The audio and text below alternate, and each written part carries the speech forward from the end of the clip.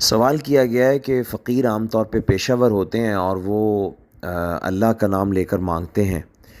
تو کیا ہمیں انہیں ان کی امداد کر دینی چاہیے؟ اور امداد بھی جب ہم تھوڑے سے پیسوں سے کرتے ہیں جس سے ظاہر ہے ہمیں پتہ ہے کہ ان کی ضرورت تو پوری نہیں ہوگی، تو اس کا شرعی حکم کیا ہے؟ دیکھیے، اگر تو آپ کو کنفرم پتہ ہے اور بالکل واضح طور پہ پتہ ہے، جیسا کہ ہمارے ہاں آج کل یہ ایکسپوز ہو گیا ہے معاملہ کہ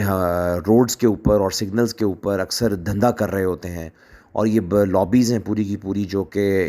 ایک بہت بڑا فریب ہے اور دھوکہ ہے۔ یعنی ظاہر ہے یہ فقراء نہیں ہوتے، محتاج نہیں ہوتے، اور دھوکے سے جو ہے فقیر اور محتاج بن کے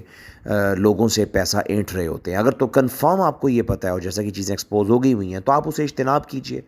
اور بالکل آپ ان حدیث پہ عمل کیجئے۔ اللہ کے رسول نے فرمایا لا یاکل طعامک الا تقی، آپ کا کھانا ایک نیک آدمی کھائے۔ ایک آدمی جو جھوٹ بول رہا ہے اور دھوکہ دے رہا ہے، اور ظاہر ہے کہ اس کی شکل و صورت بھی دین والی نہیں ہے اور سنت سے اس کا کوئی رشتہ اور لینا دینا ہی نہیں ہے، تو ظاہر ہے کہ ہم اپنا مال اس کو کیوں دیں، اور ہم ایسے لوگوں کو دیں جو نیک لوگ ہیں اور سفید پوش ہیں اور ان کی زندگی سنت پہ کھڑی ہوئی ہے اور وہ آخرت کو چاہنے والے ہیں، آخرت اورینٹڈ لوگ ہیں۔ تو ہمیں کوشش یہ کرنی چاہیے کہ ان لوگوں پر ہی مال خرچ کریں۔ اس میں لیکن دو مسئلے اضافی طور پہ ہیں۔ ایک مسئلہ یہ ہے کہ اگر آپ نے کسی ایسے شخص کو مال دے دیا، صدقہ کر دیا، تھوڑا کیا یا زیادہ کیا، جو کہ مستحق نہیں تھا، تو احادیث میں آتا ہے کہ آپ کا صدقہ اللہ کے ہاں قبول ہو جائے گا، آپ کو اس میں پریشان ہونے کی ضرورت نہیں ہے۔ مطلب ایک حضور نے فرمایا، بالکل اتھینٹک روایت ہے، آپ نے فرمایا کہ ایک شخص جاتا ہے اور جا کر ایسے شخص کو صدقہ دے آتا ہے جس کو ضرورت ہی نہیں ہے اور وہ خود غنی ہے، اور فرمایا ایک شخص ہے جو جا کر صدقہ دیتا ہے اور وہ کسی بدکار خاتون کو دے آتا ہے، اور وہ جا کر صدقہ جو ہے وہ کسی چور کو دے آتا ہے، تو لیکن اللہ کے ہاں اس کا صدقہ قبول ہے، اور ہو سکتا ہے اس کے صدقے کی برکت سے وہ برائی کرنے والے اس برائی سے باز آ جائیں۔ تو یہ بھی اپنی جگہ سامنے رکھنی چاہیے بات، کہ جو آپ نے کر دیا اور آپ کو بعد میں پتہ چلا، کرنے سے پہلے ظاہر ہے پتہ چل جائے گا، پھر تو آپ اجتناب کریں گے جو میں نے پہلی صورتحال بتا دی ہے، اور اگر آپ کو بعد میں پتہ چلتا ہے تو انشاءاللہ اس میں گھبرانے کی ضرورت نہیں ہے۔ آپ کا صدقہ اللہ کے ہاں انشاءاللہ آپ کا اجر ثابت ہو گیا، اور آپ کا صدقہ اللہ کے ہاں مقبول ہو گیا باذن اللہ تعالی۔ اور تیسری صورت اس میں یہ ہے کہ اگر کوئی شخص اللہ کا نام لے کر مانگے اور اللہ کے نام کا واسطہ دے دے، اس کو دے دینا چاہیے،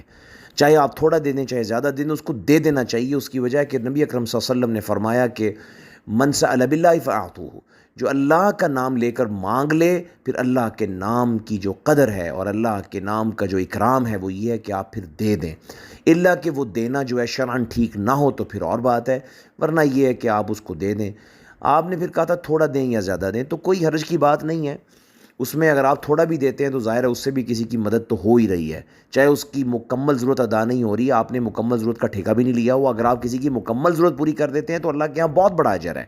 اور وہ اچھی بات ہے اور وہ احسن اور بہترین صدقہ ہے۔ لیکن اگر آپ پوری ضرورت پوری نہیں کر سکتے تو آپ اس میں اپنا حصہ تو ڈال سکتے ہیں نا، آپ کو اپنا حصہ اس میں، اگر آپ سمجھتے ہیں کہ مستحق ہے، اس میں اپنا حصہ ڈال دیجئے۔ تو تھوڑا یا زیادہ دینے میں کوئی اس میں پابندی کی بات نہیں ہے۔ افضل احسن اچھا یہ ہے کہ آپ ساری ضرورت پوری کر دیں اگر آپ کے پاس اللہ نے توفیق دی ہوئی ہے، اور اگر آپ ساری ضرورت پوری نہیں کر سکتے یا آپ ابھی نہیں کرنا چاہتے تو تب بھی شریعت آپ کے اوپر کوئی جو ہے وہ پابندی عائد نہیں کرتی، یا آپ کو کسی قسم کے گناہ میں مبتلا نہیں ہونا پڑے گا۔ وہ آپ جتنا توفیق ہے اتنا اپنا حصہ ڈال دیں، اللہ تعالیٰ اس حصے کے مطابق انشاءاللہ آپ کے لیے اجر جاری فرما دیں گے۔ اللہ تبارک و تعالیٰ ہمیں علم نافع عطا فرمائے، واللہ اعلم بالصواب۔